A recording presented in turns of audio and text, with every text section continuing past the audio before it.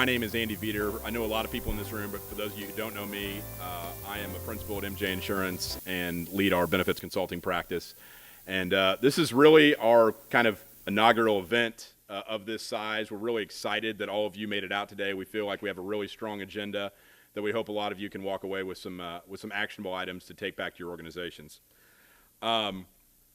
MJ, as an organization, we exist to inspire the success, fulfillment, and well-being of each person that we serve. That is our purpose as an organization.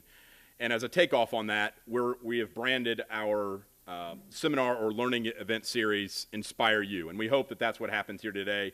You're able to walk away inspired. And this event, we have branded A Seat at the Table. And I'll get into more detail on that here in a little bit.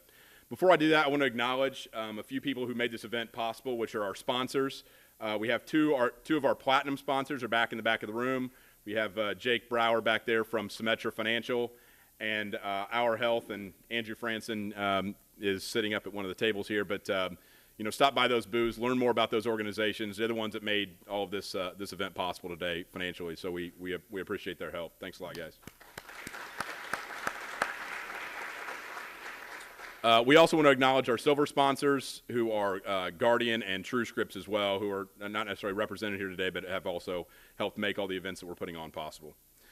A big shout out and thank you to Kirsten Bell, who she's probably hiding right now because she doesn't want me to talk about her.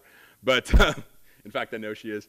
But Kirsten joined us in February and as a communications specialist, and her basically entire time in the last 4 months, a majority of her time has been spent planning this event and making this be a success. So I'm so excited of what's happened so far. She's been a great addition to our team, and it's not easy working with a bunch of insurance brokers. And I'm looking at Tammy over there kind of smiling because she knows that we chase butterflies over the place, and trying to get us to help coordinate this event is not an easy thing. So thank you to Kirsten. I would like for everyone here to kind of acknowledge her work and our team's work as well. All right, so for today's event, let's just kind of lay out the agenda of what we're going to do and how this is going to happen. So really there's three parts to what we're going to cover here today. One is, the first part is we're going to talk about aligning HR strategy with business strategy, and we have some guests from Camden Delta who will be here to kind of lead that session, which will really turn in, I think, to a working session for everyone that's here. So you all have folders that are there, and I'll let Lori and Katie get into this in more detail, but we'll do a little. We're going to ask you to think a little bit today, so hopefully you just didn't come here thinking you were just going to sit here and listen, because we're all going to ask you to think a little bit, and hopefully that'll give you a takeaway to bring back to your organizations. Second is going to be an executive panel that we are really excited about today. It's going to be titled, "What's My Executive Thinking?" We hear that from HR quite a bit, like what are people trying to accomplish here? And then our keynote will be Matt Hasselbeck, and Matt will be here a little bit later, and he's going to be talking about his life experience. He's a very purpose-driven person, and how he became a leader within the locker rooms that he was in through his NFL career. Let me give a little more context, too, to the title, A Seat at the Table. I think a lot of this room, not entirely, but a lot of this room is made up of HR professionals. As we work with our clients, a common theme that we hear from HR professionals is there's not a consistent seat at the table that HR professionals feel like they have. When major decisions are made within the organizations, they're not consistently at the table when those decisions are made, and find out about them later and are involved in the execution of those plans. So what our goal is try to help our clients and constituents figure out how can they get a seat at the table? How can they be there when those decisions are made, because they provide valuable input to executing on those decisions and thought leadership as well. So that's what we're trying to carry out here today, and hopefully we'll go a long way to accomplishing that goal. All right, let me introduce our first speakers here from Camden Delta.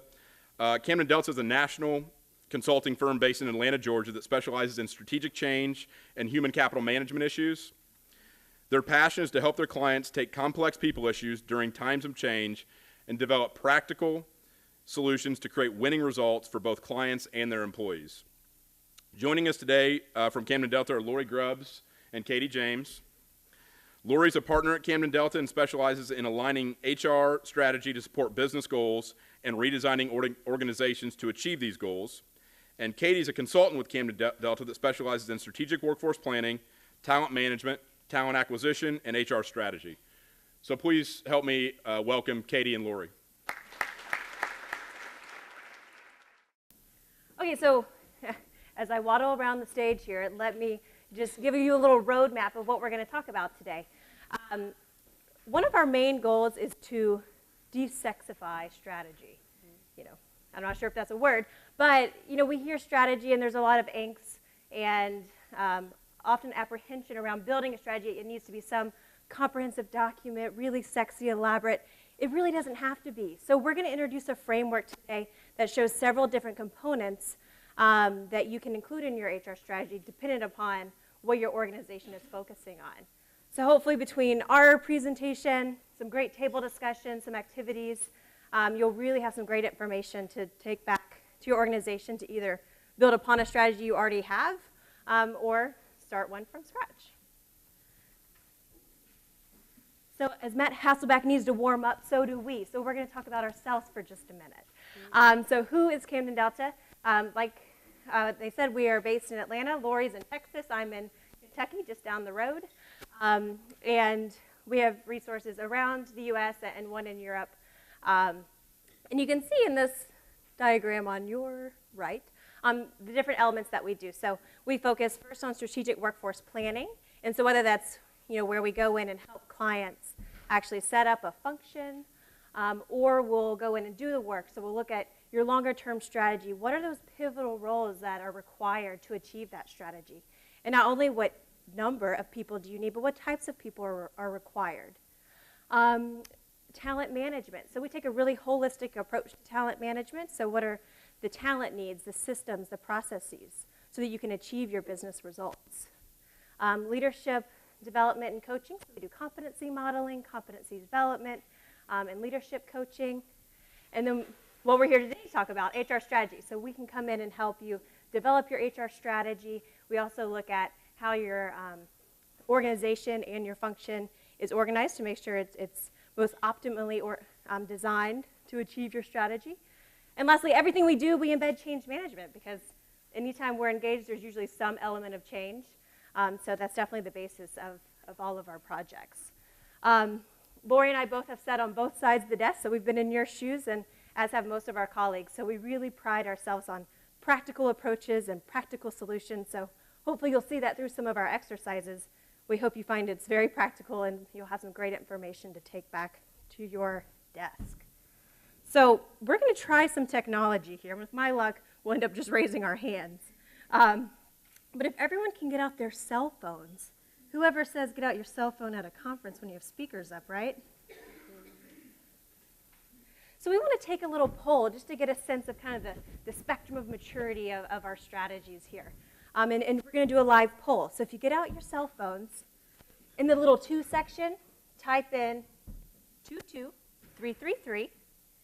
And then in the text, you're going to text Camden D. And that's going to get you synced up to our live poll here. So what we're asking is, what is the current state of your strategy? Is it A, strategy? What strategy? Is it a dusty notebook sitting on a shelf? Or in kind of present day terms, perhaps an old document on your network drive that you rarely access? Is it C, a collection of programs closely aligned to some business imperatives? Or is it D, a comprehensive view of how we will enable the organization to optimize its talent resources? Yeah, Lori, I would say that's pretty typical of the distribution that we see. Yeah, so folks who said D, come on up, and we'd love for you to present today. We're not needed. It's true. I'd say we do typically see more Bs, but definitely, hopefully, those with As can get a lot out of this session. And those with C can find themselves starting to drift into the D section after today. But we want to give you guys some tools, some really practical tools to take back with you to get you where you want to be. Maybe not everyone wants to be here, and that's okay.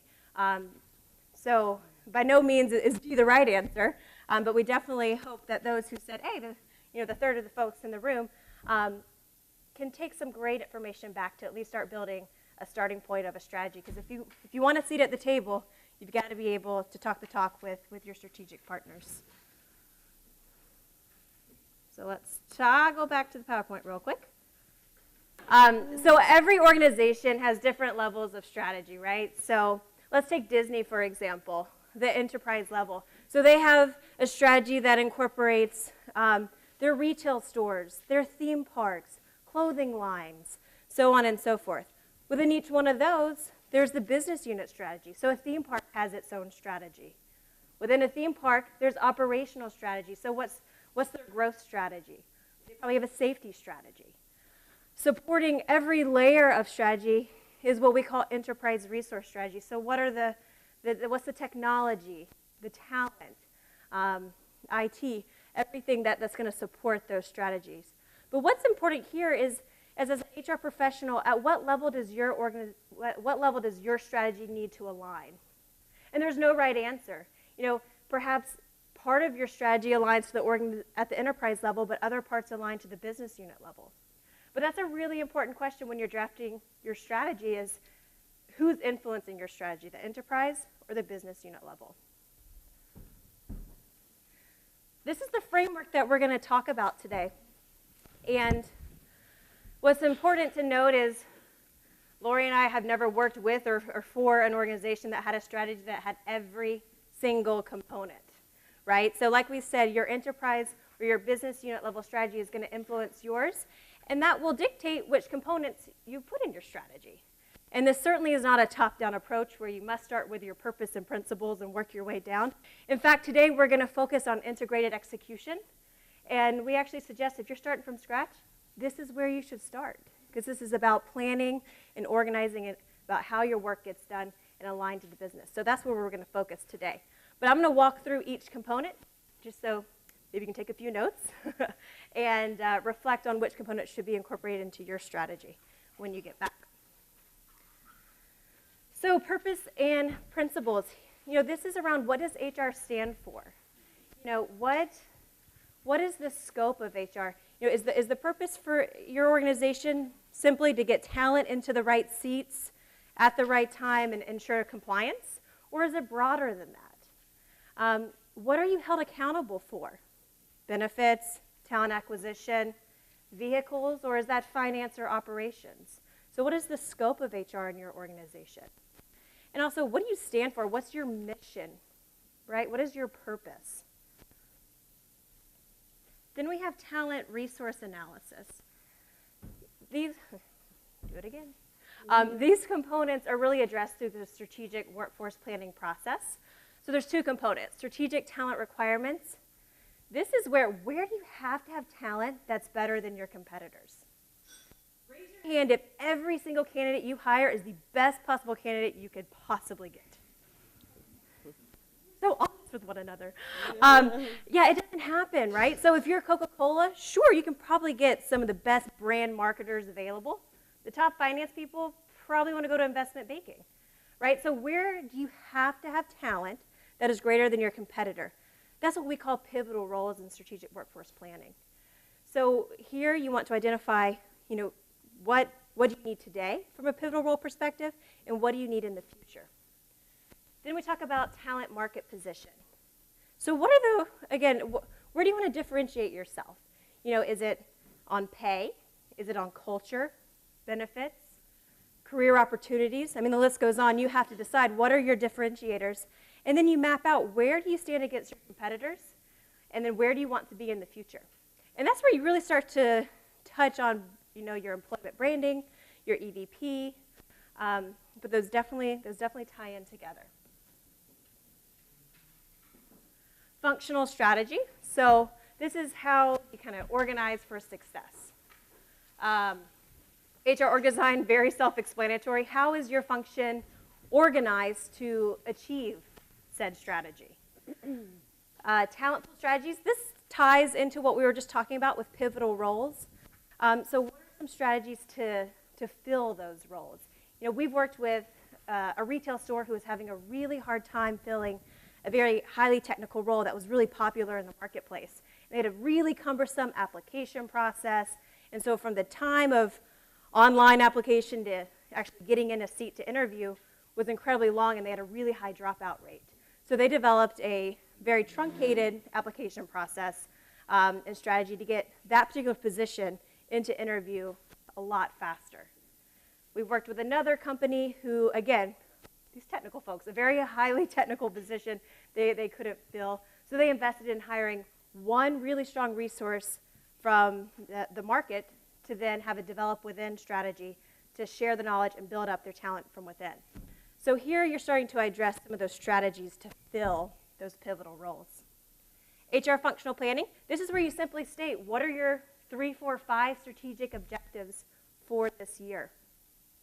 You know, what are the resources required?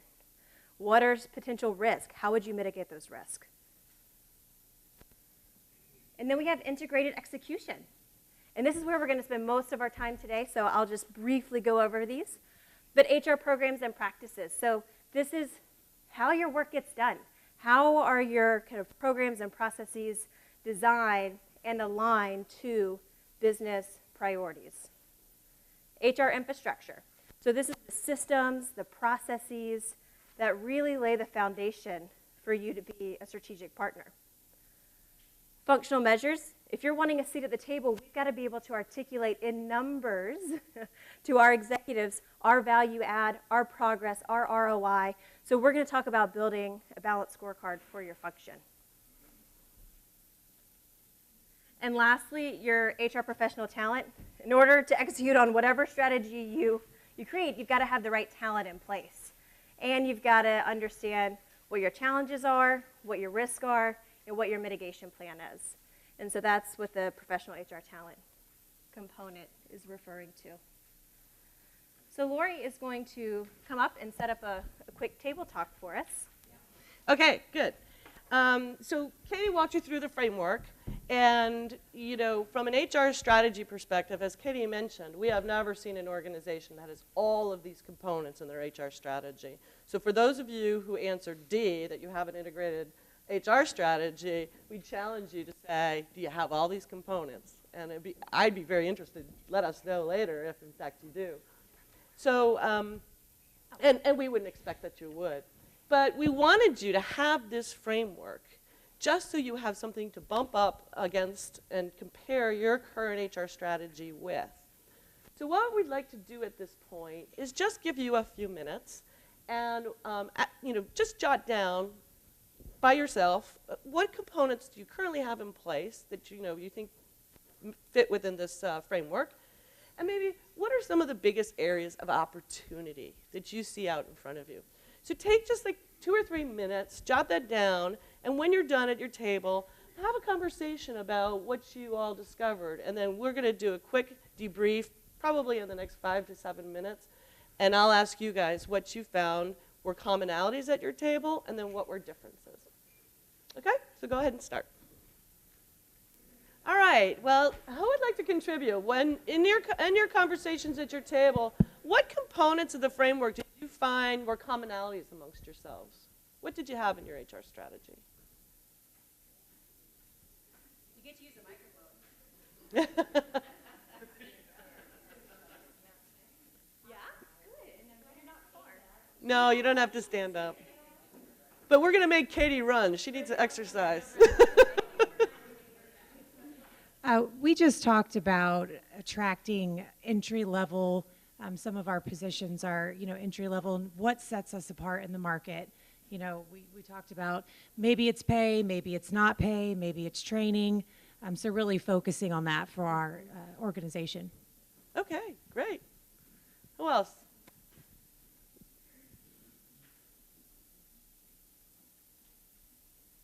Come on, make Katie run. Yeah, all the way across the other room.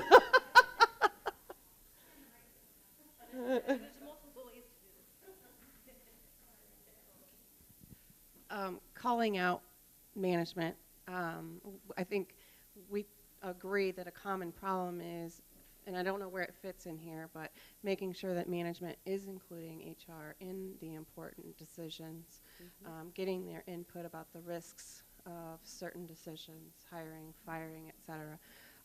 So I think we talked about it's common. Yeah, absolutely. I don't know how to fix it. Yep. Well, hopefully we'll help you work on that today. How about one more?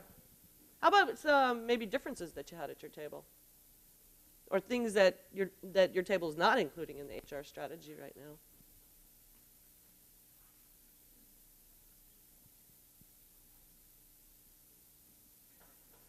Come on, don't be shy.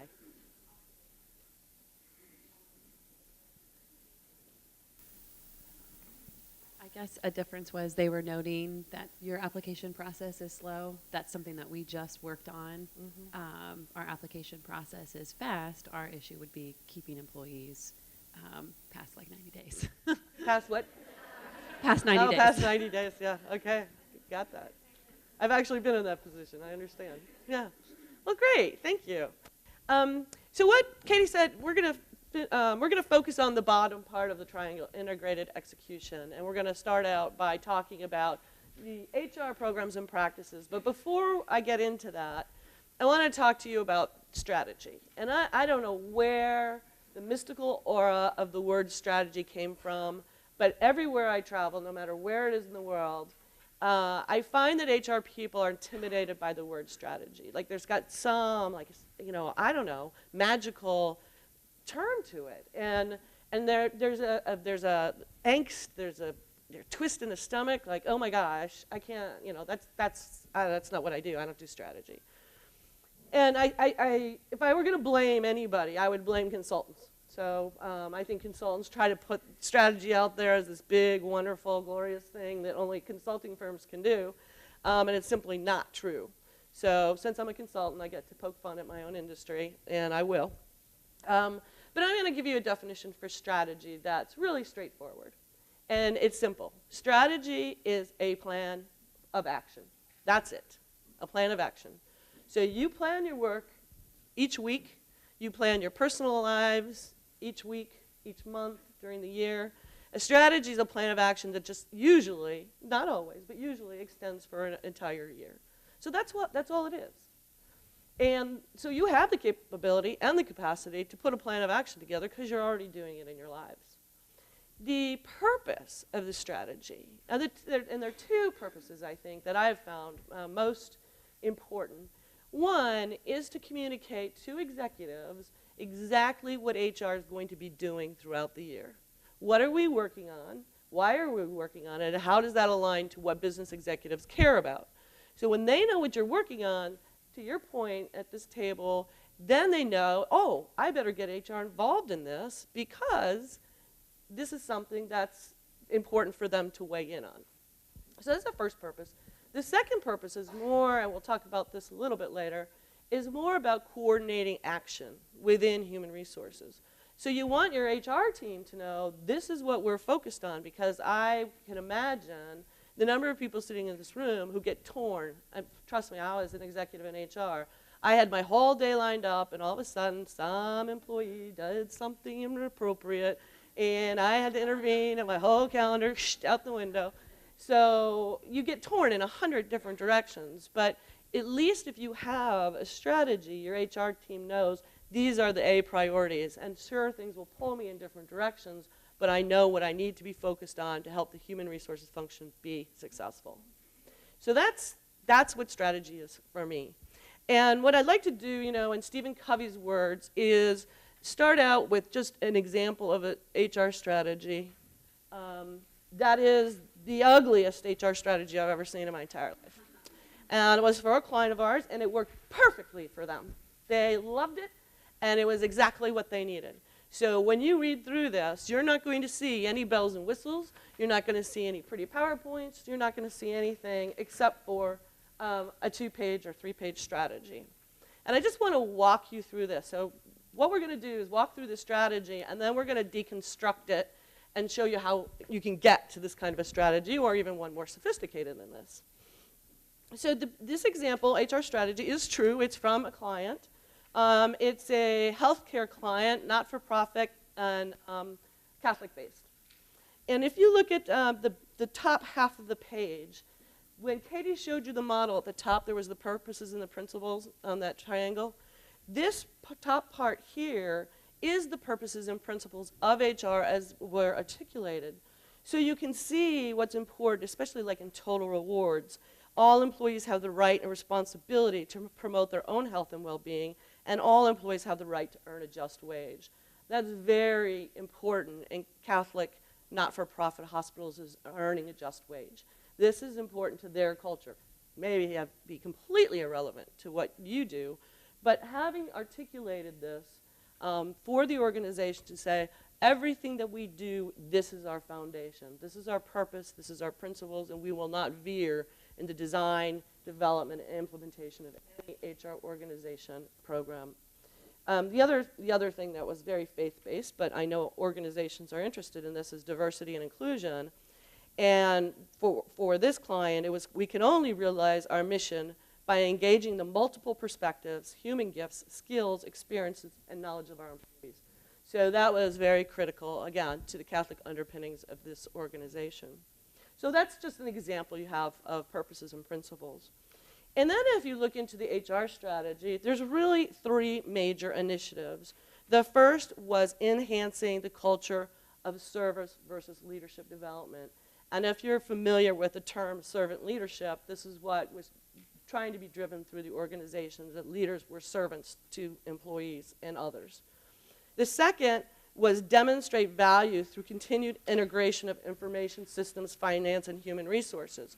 So what was going on in this organization is that they felt it was important to save, imagine healthcare, right? We're trying to save money. So a shared services organization was being implemented, and it was really critical to HR that they were part of that shared services and creating that org design and implementing it in a way that employees got a different level of service and different type of service that was more cost-effective and efficient, plus effective. And then the third was to establish a discipline to identify and gain performance improvements. So I've actually been the head of HR for manufacturing. I'm a green belt, Six Sigma, and I also am trained in Lean. And hospitals now are starting to use the same kinds of principles from Six Sigma and Lean to apply to the processes within a hospital. So this was really critical, and HR was at the focal point of helping to make that happen. So it's a very straightforward HR strategy. Again, begin with the end in mind. I would say, you know, if I critique this, and it worked very well for them, what's missing here is any kind of outcome measures or success measures or process measures. So it was a great starting point for them. It was the very first HR strategy they ever had, but it was a starting point. So it seems simple enough? Okay. All right. So how do you get there? Could you grab my notes? I don't think I brought them up here. Yeah, thanks. All right. So what we're going to do first is to focus on HR programs and practices, and that is what Katie had talked about. This is the day-to-day work that human resources done: talent acquisition, performance management, succession, leadership development, learning and development, total rewards, all the stuff you guys are familiar with. And what you do when you start to develop an HR strategy is you dissect these programs. And the way you dissect them is by asking 5 questions of yourself. So what are the business imperatives? So the very most important thing you start out with is, what is the business trying to achieve? And then, what are the implications for HR of that particular initiative? What are we doing today to support that? What are we missing? And then how are we going to measure it? So in your folder, I think it's in the back, there's a long spreadsheet. That looks kind of like this. I want to walk you through this at a high level, and then we're going to actually have you work it. So you start with the business imperative, and that is simply, what is the organization trying to achieve? Now, and I will tell you, the example here is an actual, again, client example. There were a lot more business imperatives. We're just going to give you 2 examples. But at the high level, before we get into the details, how many of you are really critically clear on what your company's business imperatives are, your business strategy, what the key success factors, what kinds of, how many of you? Just raise a hand. Yeah, oh, that's pretty common, actually. So a lot of HR folks don't know what the HR strategy is. And in fairness to HR, sometimes freaking executives don't know what the business strategy is. So I want to give you some clues to what business strategy typically boils down to. And it's one, increased revenue. All businesses are out to make money so they can grow and pay their employees and invest in the business. So what does it take to grow revenue? Well, you either have to sell more to your current customers, or you've got to find new customers, or you've got to improve customer service in some way, shape, or form, or there's a new product or service that's being developed that can be marketed to the organization, or there might be mergers and acquisition, inorganic growth of revenue by acquiring another company. So increased revenue. The second area is decreased costs. So always looking for profitability. Decreasing costs could be organization redesign. It could be layoffs. Again, it could be mergers and acquisitions. It could be process improvement, Six Sigma, Lean, and those kinds of things. So if you don't currently know what the business imperatives are, my number one action item for you leaving this room would be go find out. Who do you ask? Who can tell you?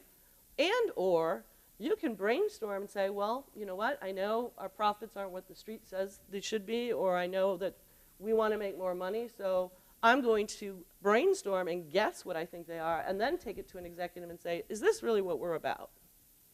Because without this, you can't align to the business, and you can't get to an HR strategy where a CEO or CFO is going to say, wow, this person in HR really understands what we're about. So you start with that. Then you say, okay, what's next? What are the HR implications? So if we're going to improve customer service, what implications does that have on our folks? Well, maybe they need customer service training. Maybe we need a new competency model that builds in customer skills. Maybe we need new job descriptions. Maybe we need a compensation and performance management program that actually rewards people for customer service. So if customer service is a key initiative, then you can sit down and say, what does this mean for our people? After you do that, and you say these are the implications, you can say, what do we have in place already? Well, we've already got job descriptions that have the wording for customer service in there. Or, we already got a compensation program that incentivizes people to deliver great customer service. And where then are there gaps? What do we need to consider to be doing? What else is there? And what else is there becomes the initiatives that you saw in that HR strategy. This is what we need to do. And finally, how do we measure the outcomes? Now, I've shown you two examples, and I want you to take note. Both of these were client examples. This strategy page had no outcomes or measures, and this client, a very different client, also did not take the time to document their outcomes or their measures. So this is where I just say, hey, and we love all our clients, but it is a weakness in HR that we need to address. And we will talk about more of that before the end of this presentation. Does this make sense? Okay, so we gave you two examples. And as I said, this client had, probably 10 or 15 business imperatives, and you have to weed this down. It's a great exercise to go through for a couple of reasons. So the first initiative was about customer service and delivering on customer service. And you can see what they documented. For example, continue to demonstrate a highly responsive manner that makes it easy for customers to do business with us. So customer service acumen, which turns into skills training and revised job descriptions, and better defining customer service models, behaviors, and actions. The other example we wanted to provide for you was an HR example. So often, very often, the clients we work with, one of their business imperatives is all around people. Okay, I worked with a client, a financial services client in Charlotte, and their number one business imperative was diversity and inclusion for the entire company. And they had financial reasons for doing that. So sometimes it's not about customer service or driving revenue or decreasing costs. Sometimes it's really all about the people. And in this case, it was maintaining culture, values, and emphasis on people. And you can see what the implications were, and you can see all the things they were doing, and then you can see what they thought they needed to consider doing. Now, here's where this exercise gets to be very helpful to you. First, when you look at what you need to consider doing, you're going to see synergies.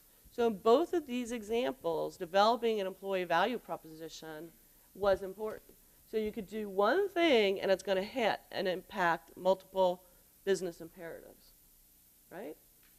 The other thing that struck me when I was working with this client is that this last example was, in fact, a people issue. And if you look at all the things HR is doing, it's great. And they only identified one thing that they had left to do to make this happen. And the question we had to ask ourselves was, well, why is this a business imperative that HR is doing all this work? Either the work that HR is doing is not actually contributing to that business imperative, or we've already got this knocked, and should it really be a business imperative? And what a fantastic conversation you can have with an executive to say, we got this. Yeah, let's move on. Let's do something different. Or let's, make this more rigorous or whatever you want to do. But it is eye-opening to executives when you say, hey, there's not too much left for us to do to get there. Okay? Got it? All right, now it's your turn. Ha-ha. What we'd like you to do is to take, I think in your presentation somewhere there's a blank page. And what I'd like you to do, just to yourselves, to begin with, is think of one business imperative and walk through that worksheet. Just write down notes. If you don't know the business imperative, guess it, brainstorm it, think about it. Revenue increase, cost decrease, or some people initiative that's important for the organization. And so I'm going to give you about 7 minutes or so to fill out the spreadsheet, wrestle with it. Katie and I will walk around. And then again, we'd like you to talk at your tables and see what you all came up with, because maybe somebody came up with an idea you hadn't thought about. Okay, we'll kind of walk around and we'll call time. Got it?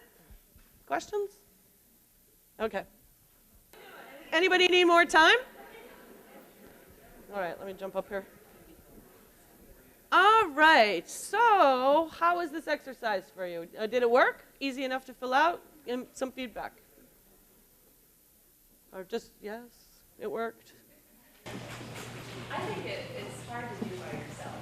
I think not one person. I don't think it's Not meant for one person, absolutely, yes. And so we're kind of in an artificial situation here. But I would encourage you to go back and do this with the team, because that's how we do it with clients, is we actually use this with the team of the HR folks to brainstorm and to think about. And so, yeah, thank you for pointing that out. That's important to know. What else did you learn? So a good question would be, in talking to Trent, when you are one of two teams, and you have all of these great ideas, and the CEO thinks you have these fantastic ideas, but the HR manager says, Okay. I can repeat, but could you hear, or do you want me to repeat? Yeah? Okay. I mean, I could do the microphone thing, that's fine. That's all right. I got it. So you have a team of two, HR team of two, and you have great ideas, but the person you're reporting to says, Yeah, you have a supervisor or a person that's over you that isn't interested in your suggestions, isn't interested in change, because they have no pride. They're afraid to incorporate these things or listen to suggestions. So she can go back and have all these great ideas. And then your CEO's like, no, this is great, but now we're going to get resistance. yeah, That is, I've heard that before. yeah. So you have these ideas. Your boss, supervisor says, no, I don't want to do any of that. And even if you went around the boss to the CEO doesn't want to ruffle with feathers. Okay. Politics. Yeah, I had someone once say, it was a mentor of mine, he said, if you don't like politics, be a dog. So, politics exist in every organization. As Katie mentioned, both of us have been internal HR as well as consultants. And there's no easy answer to that. I really, it's change the people or change the people, right? And I hate to say this, but I'm going to be blunt because that's who I am. It's either I've got these great ideas and it's time for me to move on to a place that will accept them, or it's time for the CEO to act to move that person into a different role. And how can you help the CEO find a role for that person that maybe would be a better role for them? You know, so it's maneuvering in the organization to do the right thing. And quite frankly, and I've run up against this before, sometimes it's just time for you to move on to someplace else where you will be respected. And I'll just give you an example. I worked with Cessna Aircraft in Wichita, Kansas. I was a VP of HR. And I went there when we had 16,000 employees. Private jet industry was booming. And 3 executives from Detroit got on their private planes and went to Washington, D.C. to ask for bailout money. And at that moment, you could have heard all of Wichita break down and sob, because Wichita is filled with private jet in manufacturing, design and manufacturing. And so within like a week, the private jet industry went from being exalted to vilified. And we went, and I spent 2 years, myself and the HR team, laying 8,000 people off. And that's all I did, day in and day out. And I could have continued there. And I said, this is not why I am in human resources. And I really had to do some soul searching. And I said, my purpose of being in human resources is making the world a better place to work. That's why I get up every single day. I want to make sure wherever I'm going, whatever I'm doing, I'm making work a better place. And I couldn't do that there, and I had to leave. So if you can't do what you need to do for an organization to get there, sometimes it's making the hard decision to move on. And I hate to be that blunt, but there's only so much you can do as individuals. Does that make sense? Yeah. Oh, I was just going to say, you referenced Covey earlier, and he would say, grow your circle of influence. Mm-hmm. But I don't know that will always work, but just work on what you can, and hopefully you would influence others in a positive way. Yeah. And maybe there's change. Well, yeah, absolutely. And so not knowing this individual, growing your circle of influence, fantastic. Absolutely, right on. If that's possible, and the CEO's not willing to make some decisions or to help, and that's not there, well, again, you have to decide what you're willing to put up with and what you're willing not to put up with. Well, and I won't say which company because it's one you would all know. It's a major airline, and the CEO, great guy, loved him, but he didn't want to implement anything that wasn't his idea. So what we very nicely did is to make it his idea. And so, we would just bring these, what do you think about this? CEO, I won't say his name, what do you think about this? And then all of a sudden, it was his idea and he was announcing it to the organization and let the ego reign. We were good. We were good because we got to do what we wanted to do. Any other insights, comments, questions? Yeah. One of the things that I found as sort of a commonality at our table at least was that sometimes it's difficult to get that word in edgewise with your executive team, and it builds that perception that there's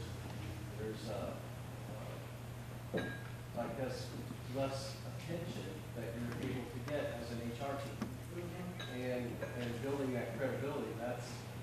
That's what gets you on the strategy team. It's to build that credibility and building that circle of influence. One of the things that makes it difficult for HR professionals is that, like you said earlier, you're pulled in a lot of different directions, and you provide a critical function for the organization, but it's all support and it's all firefighting, things like that.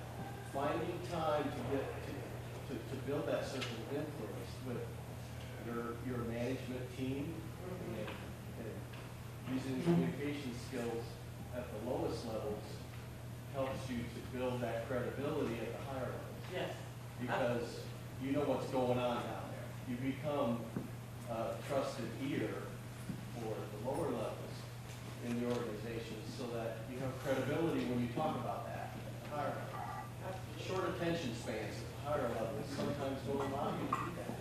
But if you talk with credibility and you've built that credibility based on facts from talking to people at the lower levels, that builds up. And then as far as the strategy, you know, your managers, they're the ones that are talking to the VPs about what they need. And if you're in tune with what their support needs are, you can take it from the HR strategy angle. And it rings true when you go to the executive team because they've heard it from their managers too, what they need. But again, time is a factor. We all get pulled in a lot of different directions. And we all have to wear a lot of hats in order to pull off the HR function. Great points, all of them, and good insights to share with people here. I completely understand the time dilemma, and I'll just share one more example with you, and then we'll move on. But I was the VP of HR for Discovery Zone, which you might remember is the indoor playground for kids that's now bankrupt. But when I first took on the role, people came to me and said, you know, the VP of Operations, or I think he was an SVP of Operations, hates HR. Hates HR. And I was like, okay. So one of the first things I did is I walked into the SVP of Operations office and he said, we need to talk. And he said, why? And I said, well, I understand you hate HR. And he said, caught. and I sat with him and I was like, is that true? And he goes, well, maybe hate's a strong word. And I unpacked it with him. And I said, here's my deal with you. I need a mentor in this organization. You're in charge of operations. I don't know operations. I need to learn them. And once I learn operations from you, I know I can bring you things that make your operations run beautifully. So I'm asking you to be my mentor, and I'm asking you to suspend judgment, and you and I, we're going to become best buddies. And literally, so when you're under a time crunch that you're talking about, I picked one person. I went after that person, and it worked really, really well. I had no idea. I mean, he could have gone out the door, get rid of her. But it worked well. So if you've got limited time, try to find, your key, either key naysayer that you can turn towards you and help you, or find those supporters that you have in building that circle of influence. You can kind of go in either direction. So what we did, right, is we showed you the strategy. We showed you how to build to that strategy, so you have your HR initiatives. What Katie's going to talk about now is your HR infrastructure. Because without the technologies and processes to implement those initiatives, it's going to fall flat. So I'll turn it over to Katie. And then when we get back, after Katie talks, we'll get into those important outcomes and measurements. Turn me on, please. Turn you on. Turn you on. There you go. So we talked earlier today about how different components of this strategy are influenced by the organization strategy, right? And so just a little tidbit or story here. When I worked for Aon in Australia before joining Camden Delta, and I was an HR BP, and one of the enterprise level strategic priorities was operational excellence. And when you look at these components, operational excellence really fits in HR infrastructure, right? So I would say 80% of our strategy, our strategic priorities, everything that we did fell within HR infrastructure. So we looked at process redesign. Naturally, when you look at process redesign, you look at systems and technology. So we implemented a new applicant tracking system, a new onboarding system. We started the process to implement a new payroll system. So again, understanding your organizational strategy and the imperatives is going to influence which components you're really going to focus on.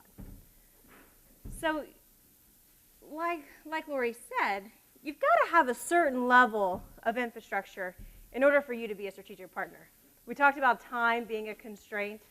At the end of the day, there's only so much time. And if you're doing administrative work, manual reporting, if you don't have the data, you're not going to be able to get out from the weeds and think strategically and have those discussions with the business. So these are 8 systems that we really believe are foundational. And again, Lori and I have never worked for or with a company that had 8 great systems and had perfect data. But these are systems that, can either A, give you more time in your day because of automation, B, give you better data so that you can start reporting more efficiently and even move into workforce analytics, or maybe give you more visibility of your talent and their, perhaps development plan. So again, there's a whole host of vendors. We're agnostic, but these are the 8 systems that we really think are foundational for you guys to move into that strategic role. So we want to go through an exercise to evaluate kind of where do we stand on the effectiveness of our different systems. So when I was an HR VP, I was also in charge of systems implementation for HR. And I know they can be a bear, and you often question, are they worth the trouble, particularly when they don't speak to one another. There's something always wrong with the data. I completely understand. But that's where your strategy comes into place, because you don't have the time, resources, or money to invest in all 8 of those resources. But if you take into account your business imperatives, which funnel into your HR imperatives, which systems are most important for you to achieve that imperative, right? So you'll see an exercise, I believe. It's called systems evaluation. We have those 8 systems listed. So take a minute to check, A, do you even have those systems? B, how effective are they? Because often we have these really archaic systems, so yes, you have, but they are super inefficient and more trouble than they're worth. And then think through, based on some of these strategic imperatives that you're starting to formulate for your team, which systems are really important for you to consider investing in, and then which ones are the biggest pain point. So spend 5 minutes by yourself evaluating your systems, and then we're going to spend 5 minutes table talk. Where are your biggest pain points? Where are you considering investing? One of the great benefits of forums like this is to share ideas, share pain points, and sometimes you'll find a solution. So we'll give 10 minutes for this exercise. Show of hands, who scored, I think it was out of 40, 10 or higher? 15. 20? I don't have a prize, so don't lie. I'm just kidding.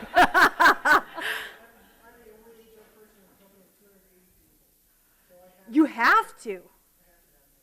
Wow, so what score did you get? Just a 22. Anyone get higher than 22? Wow. Yeah, and there's definitely benefits of having an HRMS, a single component that has different modules, because when I was an HRBP, we had all these different systems, and none of them spoke to each other. So we had all this automation, but then all these manual processes to get the data to speak to one another. So it's like, you win 1, and then you lose 10, right? That's something that I personally experienced, and we hear with clients all the time, is why aren't we presenting or reporting and using analytics, confidently? It's because we're not confident in our data. There is so complicated, and there's no easy answer. But it's about having the right systems and the processes to support the system. Because if you have the system and no processes, your data is not going to be accurate. And then you certainly are not going to present reliable analytics and reports. A great point. Sometimes our systems aren't as bad as we think they are. We just don't know what all they can do. And often there's upgrades, and somehow they neglect to tell their current clients or customers that they now can do this for you, right? So that's a great point. Well, great discussion. So Lori's going to come back up and talk about our last piece of the framework around HR functional measures. And this is what we talked about when we said, if you want to see at the table, we've got to be able to present some real data to support our value add and our contribution. Okay, good. All right. So human capital, human resources, functional measures. I want to make sure I target what I talk about to your level of knowledge with measures. So you guys help me, and so I give you the most valuable information. How many of you here understand the balanced scorecard concept? Anybody? A few? All right. I'm going to hit it at a high level, and then we'll focus on HR. All right. So it was Kaplan and Norton, oh my gosh, I had to have been in the 80s, if not before then, developed something called the balanced scorecard. And it was a way for a business to articulate their outcome measures that supported the vision and business strategy. And they had 4 quadrants. Kaplan and Norton defined the 4 quadrants: financial, customer, business ops, and innovation and development. And I don't know why, but it really took off as a way, as a framework to think about the measurements that you have. So what I see happening in HR, and what Katie is working with clients on as well, is helping HR to frame their measures into these 4 quadrants. Now, most companies do not stick with the names of these 4 quadrants. So you can change them up, make them appropriate to your organization. So the first place you start, now you've gone through the worksheet, you got your business imperatives, you understand your infrastructure needs, you've got your strategy built. Now it's time to say, how are we going to measure that strategy? So the first thing you do is brainstorm what HR metrics are relevant and important and valuable to our organization. Now, I'm not going to go through all these. We provided this laundry list to you because it forms at least a way for you to start thinking about different HR measures. Is it complete? Absolutely not. Is it more than you've probably seen in the past? I hope so. So this is just kind of a menu of measurements for you to think about. So when you go home and you're with your HR teams of 1 or bigger, this is something you guys can look at and say, which of these really fit up with our HR strategy that we can look at. Then the next step is to take those metrics and put them into the framework of the balanced scorecard. So in this case, there's HR is defined the customer perspective. That's internal customers, how our internal customers perceiving us, as well as our external applicants. How are we measuring applicant satisfaction with the process? Financials, typical total HR spend to associate HR expense percentages. CFOs love those numbers. So make sure in the process of putting this together, you actually had a conversation with your CFO about what matters to them in HR. And I know the biggest spend most companies have right now is healthcare benefits, health and retirement, both. And so how you're measuring that and looking at that is really important to CFOs and CEOs because it has an impact on the bottom line in a big way. HR operations, this is how you're measuring how you're doing work within HR, so time to fill, things that you guys already know, time and attendance adjustment, things like that. Strategic talent perspective, this company happened to use a different title. You can use something else, but for them, this was, and we see this coming forward, succession planning promotion rate. So I'm doing all the succession planning, but I am actually measuring who gets promoted from the succession plan versus bringing in someone from external to fill the position. So those are more kind of strategic perspectives. So you've outlined your business imperatives, you've brainstormed them, you've grouped them, and now you have to just actually say, how am I defining each of those measures? This, I have to tell you, is a lot harder. And I did some of this work with GTE years and years and years ago. They were way ahead of everybody on this. Defining that measure and actually developing the formula for it can be, depending on your infrastructure that Katie talked about, can be a lot harder. So some measures that you might want to include, you have to drop off because you don't have the systems or the formula to get you to credible data. So this will help you wean out maybe some of the measures you wish you had, but it shouldn't stop you because that may be something that you want to work on in the future. Once you've defined it, then it's a matter of creating your reporting mechanism. I would say, oh my gosh, what'd you say, 90% of the organizations we work with have static reporting. And that is they report either monthly or quarterly, a piece of paper or email. Here's how we're tracking against our strategy. Here's our measures. Very few organizations have actually migrated their scorecard to a web-based real-time where any executive could get online and look up those numbers. I mean, that's kind of Eden, Oh, wouldn't that be nice? But it usually are larger organizations that have an opportunity to invest in systems that will allow that to happen. So I don't want you to feel like I don't want you to feel badly if you're not there, because this does work. And it, again, back to the strategy, it's all about communicating what HR is doing and how we're progressing against how we're doing. Pretty straightforward. So what you want to do is build out a balanced scorecard.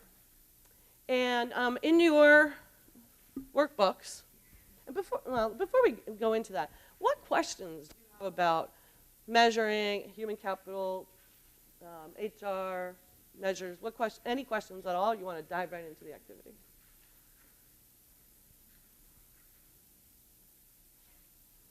Okay. Oh, yes. How do you go about measuring HR labor costs?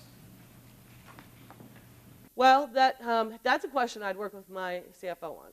So HR labor costs can be, now you're not talking about HR labor costs for HR, you're talking about employee labor costs, right? All right, so it could be fully loaded compensation benefits cost. It could include contingent workers. It could include part-time workers. And you have to think about your organization in terms of what they care about. And I'll give you an example from when I was in healthcare. Nursing, contingent nurses, and part-time nurses was a big cost. In fact, in your folder, there's an example of a balanced scorecard that I did with the HR organization and for the company. And you can see we really cared about tracking overtime costs and contingent workers costs, because you could make decisions about why are we hiring all these people, or part-time contingent, when we could have full-time staff, and where's the right mix and balance for full-time versus contingent. And so a lot of it depends upon your type of workforce. Does that make sense? Yeah? Anybody else? All right, well, so in your folder, there is a spreadsheet, or a quick worksheet called the Balanced Scorecard. And we'll just spend, just a few minutes. We're not going to table talk about this. I just want you to think about it. So there's the 4 quadrants. How would you label the quadrants in your organization? You don't have to stick with any one of these 4. Typically, there's financial. Typically, there's operations.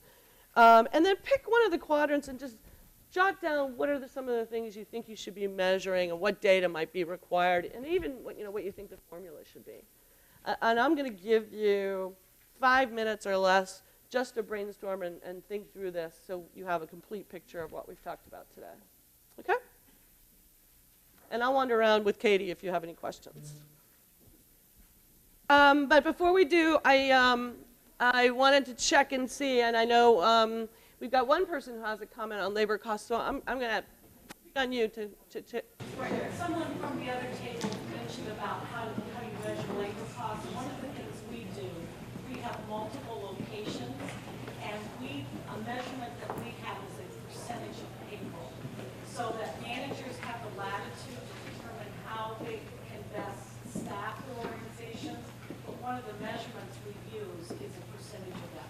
So percentage of payroll is one of your labor cost measures. Correct. Absolutely. Absolutely. Something they can relate to, they can understand, they can also make thoughtful decisions when someone were to leave or to come in, how they best are going to source that position, how they best are going to fill that position. Yeah. But that's an accountability, if you will, or a measurement that we keep in front of them. Yeah, great, perfect. Thank you. Any other quick measures you want to discuss? Okay, I'm going to take a few minutes. I'm going to wrap this up for you, and then we'll take a break. So we promised we would focus on integrated execution, and as we've been saying, I hope you see how all 3 boxes kind of flow together with your initiatives, how you're going to measure them, and knowing you have the technology and processes to support them. The next box up from that is organization and design, and much to Katie's consternation, because we don't have a whole lot of time, I said I have to talk about it because it's my passion. I love organization design. And there's a guy, Alfred, I always forget his name, Alfred Chandler, who coined the phrase, he was a historian, structure follows strategy. And I cannot tell you how many organizations I work with who miss this important fact. Once you have that strategy, if you do not organize people to execute on that strategy, you will fall short. And people, I've worked too many CEOs as a consultant and as an executive where they just want to put the boxes out there with the people and the names and move them around. There's no alignment to the strategy at all. And I'm sure you guys have experienced this. So we're just going to kind of open the covers on org design, and if you want us to come back, we can talk a lot more about it. The most common org design, and it's been around, well, I've been in HR for 30 plus years, and it's been around at least 20, is a shared services organization. This org structure doesn't work for companies with less than 5,000 people. Probably, you could even, about 5,000. But how many of you have heard of shared services? You know the structure, you know how it works? All right. There's 3 components to the HR org structure. First of all, there's business unit HR. So there's people out in the business who are working with their executives, leaders, employees, delivering on human resources services. On the other hand, there's HR operations. This is where the infrastructure and the measurement and the systems all come together. And then you have your centers of excellence, which are divided into 3 areas. Now, think about your strategy and your measurement. You got to have HR operations organized to deliver on the infrastructure and measures that the strategy says. And you got to make sure business unit HR folks are out in the field implementing the strategy that you put into place. And then you've got your 3 centers of excellence. The first is consulting COEs.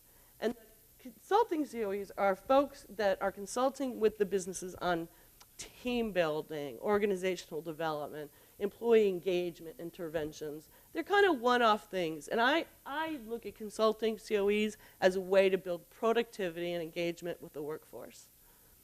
Then there's your decision COEs. And these are the most typical, if you've heard of these before, centers of excellence, where you see we're going to have a talent acquisition process across the enterprise.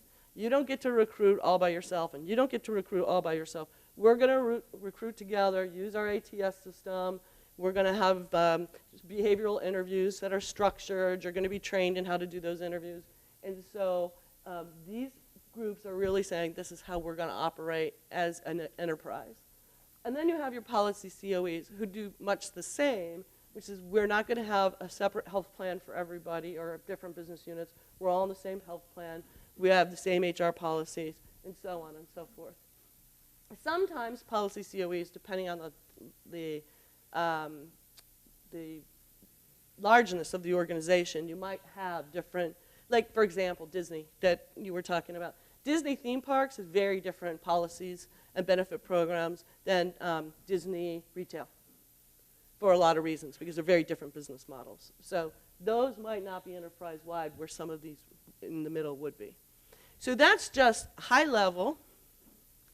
And as you leave here today, if you're one of the D's and C's and you got your HR strategy in place, then our challenge to you would be to say, are you organized in the right way to deliver on your HR strategy? So with that, we're almost on time. We're going to take a break for 15 minutes.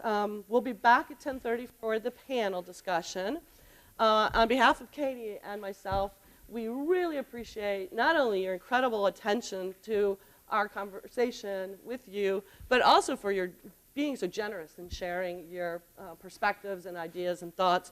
And I hope, this is always my hope when I'm at a table like you, that you are leaving with at least 1 or 2 nuggets to say, you know what, that last hour and a half was worth it because I left with a couple of things I can actually take home with me.